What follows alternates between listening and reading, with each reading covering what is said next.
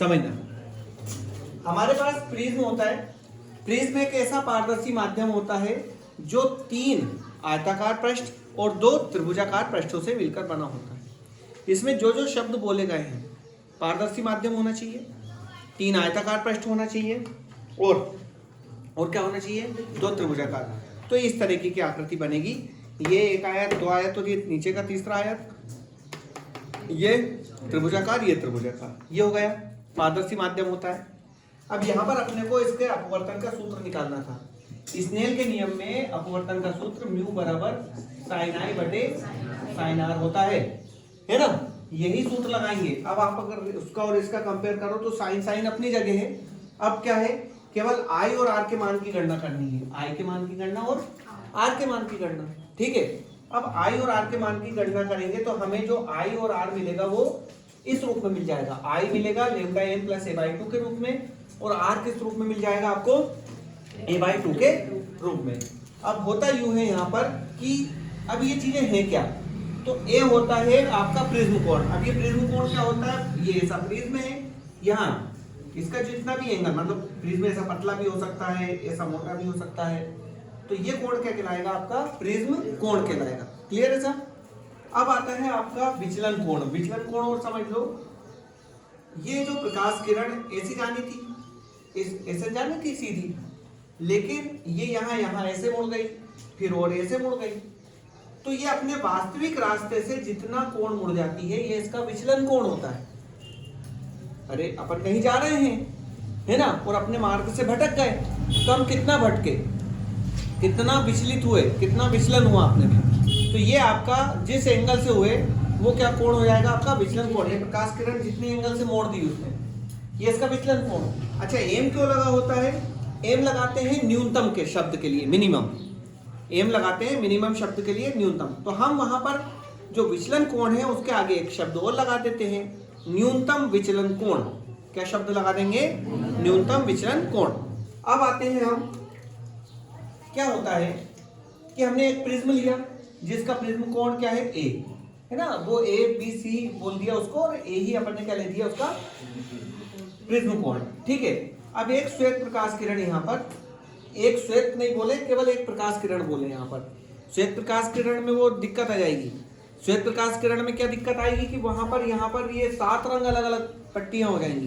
तो हमें क्या करना है, एक वर्णी लेना है। यहाँ पर क्या करना है, ये जो प्रकाश किरण ली है अपन ने एक वर्णी। एक वर्णी का मतलब जिसका केवल रंग एक ही हो, लाल हो सकता है, वैसे लाल ही लेना अच्छा है। लाल लेना इसलिए अच्छा है क्योंकि उसकी तीव्रता ज्यादा होती है ना, और जब तीव्रता ज्यादा होती है तो हम उसको स्पष्ट तरीके से देख पाते हैं।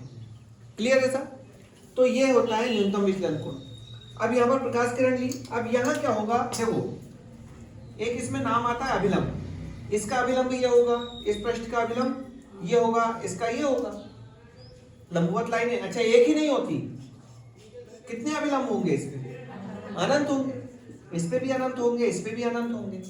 अगर मान लो वो प्रकाश किरण यहाँ आपतित हो रही है तो ये अभिलंब की तरह काम करेगा, यहाँ हो रही तो ये, यहाँ हो रही तो ये, है ना। तो ऐसा नहीं है कि अभिलंब बीचों बीच हो, अभिलंब तो वहां मिलेगा आपको जहां पर पृष्ठ के उस बिंदु पर अभिलंब मिलेगा जहां पर वो प्रकाश किरण क्या हो रही है, आपतित हो रही है। ये अगर यहाँ होती तो यहाँ अभिलंब मिल जाता, यहाँ होती तो यहाँ अभिलंब, यहाँ होती तो यहाँ अभिलंब, ये कॉन्सेप्ट चलता है। तो इस पृष्ठ का ये अभिलंब, अब जब प्रकाश किरण यहाँ से यहाँ आपतित हुई है तो ये अभिलंब की ओर झुक गई, ये गई कौन से मार्ग पर, क्यू आर मार्ग पर, ठीक है। और फिर यहाँ पर अभिलंब से दूर हटेगी तो आर एस मार्ग पर निर्गत हो जाती है। फिर हम R S co dot dot करके पीछे जब मिलाते हैं तो ये हमें ये जो रेखा थी काल्पनिक रेखा इस पर मिलती है। तो ये वही बिंदु हुआ, के बिंदु नाम दिया इसको, और इसका कोण जो बनेगा, मतलब मैं बता रहा हूँ ना आपको कि ये प्रकाश किरण ऐसी जानी थी लेकिन ये इतनी विचलित हो गई, तो ये जो कोण हो रहा है ये कोण क्या हुआ, विचलन कोण हुआ। और इसी को हमने यहाँ पर क्या लगा दिया, एम, तो ये क्या हो गया, न्यूनतम विचलन कोण क्या हो जाता है। हाँ चलिए, अब बात कर रहे हैं हम चित्र से। पूरे चित्र में क्या हुआ है आपका पी क्यू एम, ये पी, ये क्यू और ये एम। ये जो कोण होगा वो कौन सा कोण होगा आपका, आई, जिसको हम बोलेंगे आपतन कोण। क्या नाम देंगे इसे, है ना।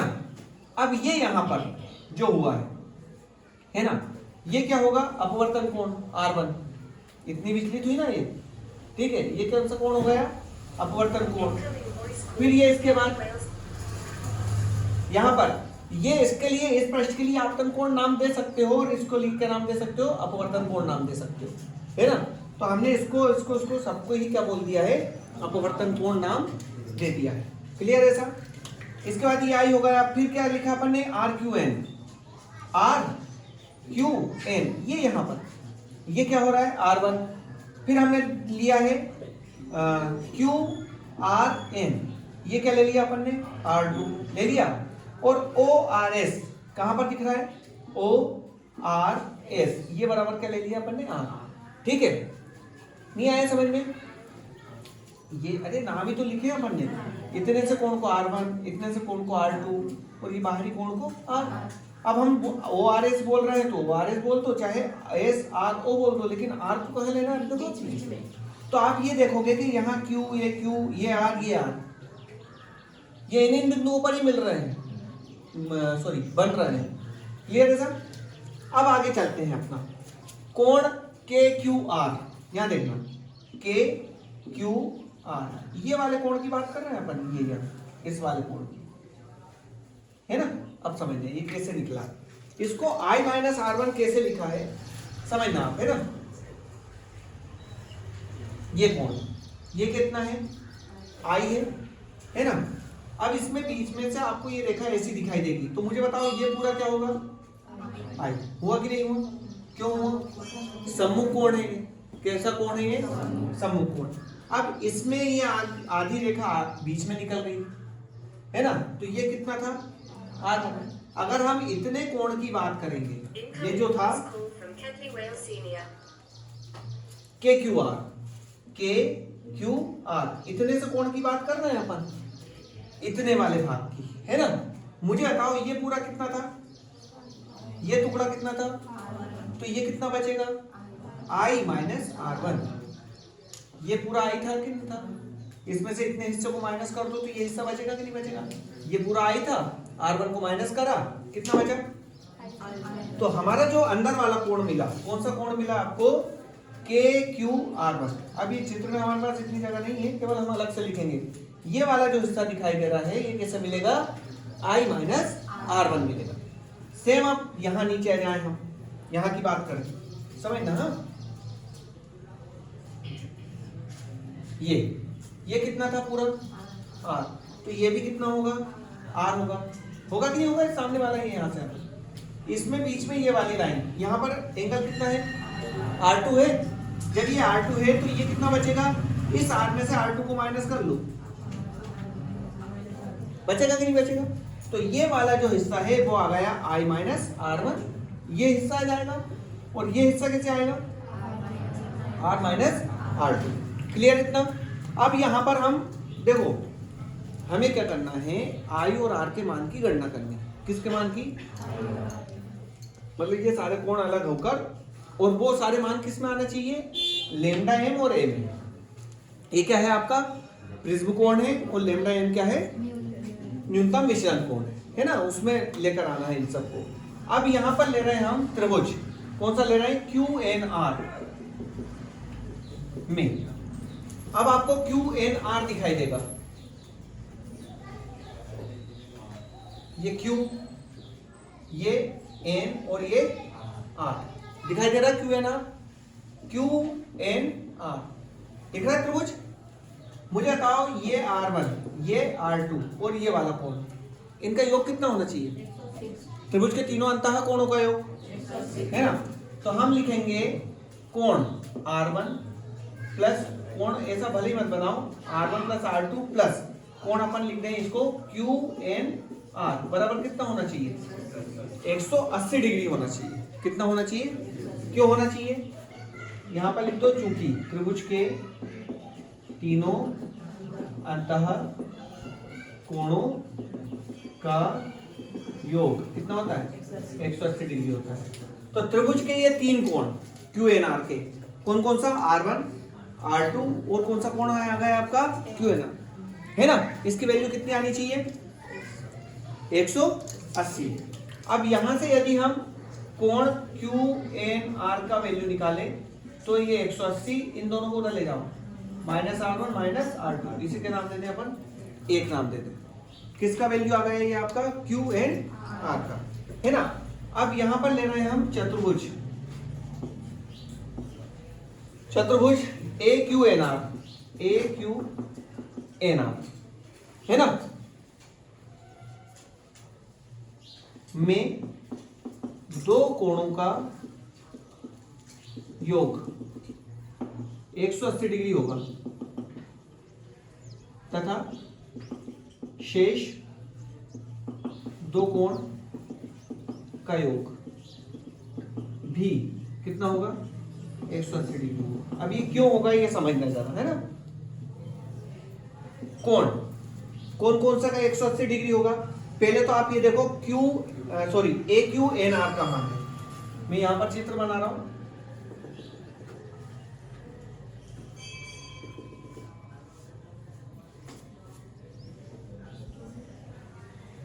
ये यहां पर A, ये Q, ये N और ये R, है ना। अब यहां हो रहा है कि ये जो रेखाएं थी ये कैसी थी, लंब थी ना। तो चूंकि ये लंब थी मतलब इन दो कोणों का योग कितना है, 90-90 मान हुए, तो 90-90 का योग कितना हुआ, तो बाकी के जो दो कोण बनेंगे उनका योग भी कितना होगा, क्यों होगा, क्योंकि चतुर्भुज के चारों कोणों का योग कितना होता है, 360 होता है। यहां पर अपन लिख रहे हैं, देखो कोण AQN, है ना, प्लस कोण ARN बराबर कितना होगा, 180 डिग्री। क्यों होगा, क्योंकि ये यहाँ पर क्या बन रहा है, 90-90 के कोण बन रहा है, ये लंब थे ना, तो ये वाला हिस्सा और ये वाला हिस्सा, इनका योग कितना होगा, 90-90, सॉरी इनके मान 90-90 होंगे, तो इनका योग कितना हो जाएगा, 180। अब मुझे बताओ कि चार जो आपका चतुर्भुज है, इन दो कोणों का योग तो कितना आ रहा है, 180।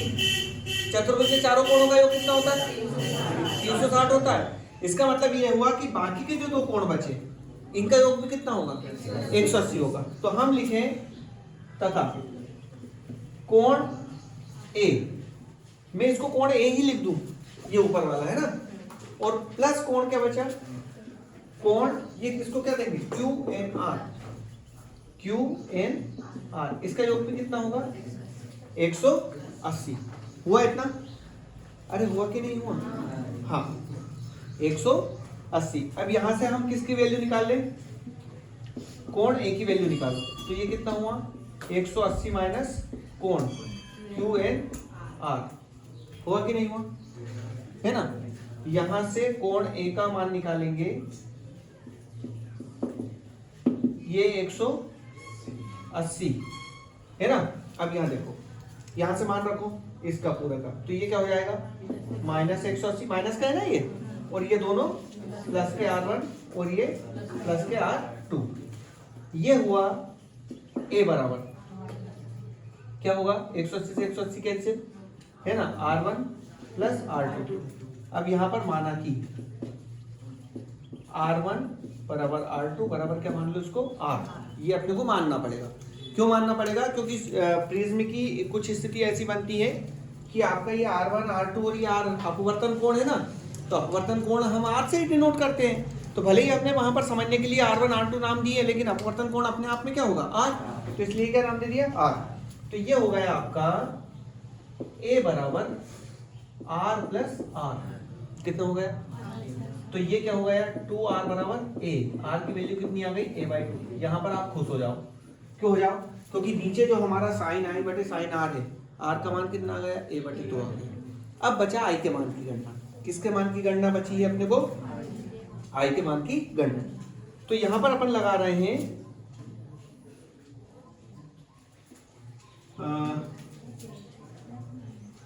यहां पर क्या लगा रहे हैं अपन, बहिष्कोण प्रमेय। कौन से लगा रहे हैं, यहां पर त्रिभुज इसको नाम देते हैं QKR में क्या लगाएं, बहिष्कोण प्रमेय। अब बहिष्कोण प्रमेय क्या बोलती है? बहिष्कोण प्रमेय का कथन हम लिख चुके हैं कि किसी त्रिभुज में दो दूरस्थ अंतः कोणों का योग एक बहिष्कोण के बराबर होता है। किसके बराबर होगा? बहिष्कोण के बराबर होगा। तो बहिष्कोण प्रमेय आपका ऐसा लिखेंगे, कोण कौन सा हो जाएगा? KQR प्लस कोण KRQ बराबर कोण हो जाएगा आपका LKR, कोण LKR। अब देखना जरा, ये KQR कहाँ है? KQR ये वाला कोण है ना, और KRQ ये वाला कोण मैं पॉइंट कर रहा हूं उसको, और ये वाला कोण, ये बहिष्कोण हुए, वो सॉरी अंतःकोण हुए। इसका योग इसके बराबर होगा कि नहीं होगा? मतलब कहने का ये, इसकी वैल्यू कितनी लेकर आए थे अपन? KQR का I माइनस R1 क्या लेकर आए है ना, और फिर plus KRQ R minus R2 बराबर है ना। ये इसका और इसका योग, ये चित्र बनाओ क्या अलग?